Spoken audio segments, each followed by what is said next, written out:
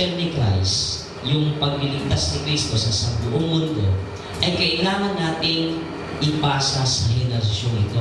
Kaya nagtatrabaho tayo.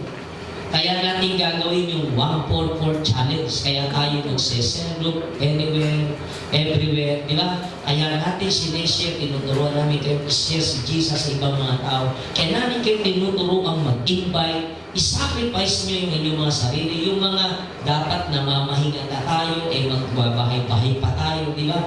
Dapat namamahinga na tayo, pero nagbabasa pa tayo ng Bible, nagpe-pray pa tayo. Amen? Ang tawag doon, sacrifice. Yung sana may oras, tulog ka pa, pero gising ka na ngayon. Hallelujah, purihin ang Panginoon. Amen? Amen po? Baka naman tulog. Tingnan mo yung katabi mo, baka naman tulog. Niloloko lang tayo. Hindi tulog naman pala. Okay? Anyway, are you excited? Are you excited? Now, who wants to take the challenge? Come on, say it. Who wants to take the challenge? Sabihin mo, I will live sacrificially. Kaya po, ang mga taong nagsasakripisyo, yan ang mga pinagpapala ng Lord. Yan yung mga minapapala. Alam niyo ba sa karanasan ng mga Kristyanismo, marami, minsan mga pastor pa, sa panahon ito, kulang sa sacrifice. Diba? Minsan pastor, maglakad ka. Diba? Malayo Alam niyo po ba, pag tatawag tayo ng mentoring, mga pastor, attend ka ng mentoring. Unang-unang tamad, mga pastor. Ayaw umattend ng mentoring. Diba? Tapos susundan ng mga leader na isang katutak ang mga excuses. Naku, mahirap yung mentoring. Diba? Hello, are you with me? Sino dito yung napatay nyo na yung dati yung buhay? Yung excusology. Excusology. Okay, hello, amen? Malayo ba bahay mo sa church? Opo wala akong pamasahe. Maglakad ka. Amen? Amen. Bili kang bisikleta. Wala nga akong pambili. Benta mo yung cellphone, bumili ka ng bisikleta. Tama ako, mali? Tama pala ako Gawin nyo.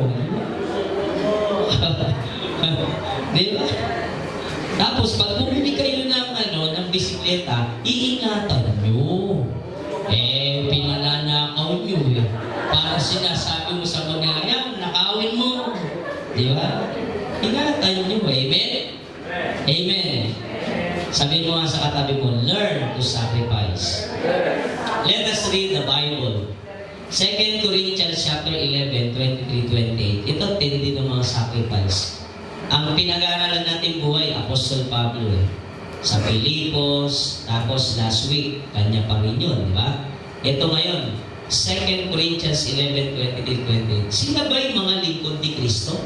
Kasi nga po, meron noon na parang nag-against kay Pablo na sinasabi nilang lingkod din sila ni Kristo. Parang nagmamayabang ba?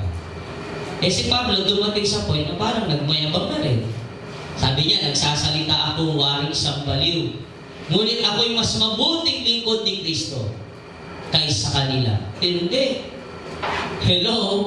Kung matapang kang Kristiyano noon, kung matapang kang kunwaring Kristiyano, mas matapang to. Alam niyo po, isa sa pinuro sa akin ng Jill at ng mga mentor ko, maging matapang. Kayo po, kung matapang kayo, lalo akong matapang. Amen? Alam mo, mayroong mga Christian sabihin, Pastor, sige po, sermonan mo, di ako atin. Di huwag kang umatin. Ikaw lang ba tao sa mundo? Are you with me? I believe, if I obey God, if I trust in my Lord, the Lord will give me people. Amen? Ang Diyos yung magbibigay sa akin ng tao. Kailangan lang matapang tayo. Amen? Cell leaders, are you there? Dapat matatapang kayo. Kaya lang, dapat sumusunod nga kayo para may tapang kayo. Sabi niya,